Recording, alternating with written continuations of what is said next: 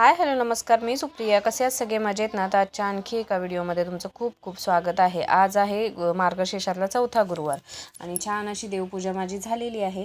इकडे मी त्यांच्यासाठी 2 अशा भाकरी केल्यात आणि स्वराजचं चाललं की मम्मी खिचडी लवकर बनव. मी इकडे खिचडी पण बनवायला ठेवलेली आहे वाफ काढायला. त्यानंतर इकडे भात पण ठेवला आहे ह्यांच्यासाठी.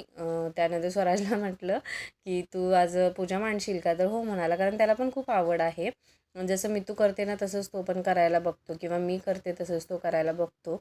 आणि मुलांना आवड निर्माण आपल्यामुळंच होते. जर आपण आपले हे रीतिरिवाज नाही केले तर मुलांना कसं समजणार की काय गोष्टी असतात किंवा नसतात ते. तर इथे ना पूजा मी जशी सांगेन ना तशी त्याने मांडून घेतलेली आहे. फक्त त्याला साडी नेसवण्यासाठी मी मदत केली आहे. आणि इथे रांगोळीसुद्धा तो स्वतः काढलेली आहे. बघू शकता रंग किती छान असा भरतोय.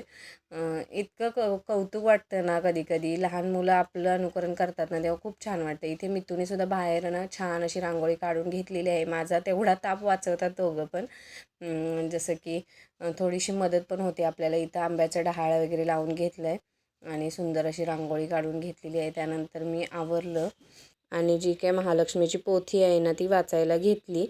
चौथ्या गुरुवारी ना उद्यापन करतात, त्याच्यामुळे भरपूर ठिकाणी आपल्याला पण बोलवलेलं असतं आणि आपणही बायकांना बोलवलेलं असतं. त्यामुळे संध्याकाळी खूप गडबड असते. म्हणून ते पोथी वगैरे वाचून घेतली. त्याच्या आधीच ना 4-5 बायका येऊन गेल्या आधीच. त्यानंतर मग संध्याकाळी भरपूर सारे आले आणि त्याचं काही शूट घेत बसले नाही, कारण मी तुझ्या पण लक्षात राहिलं नाही आणि माझ्या पण नाही. ते छान अशी बटाटे भाजी करून घेतलेत.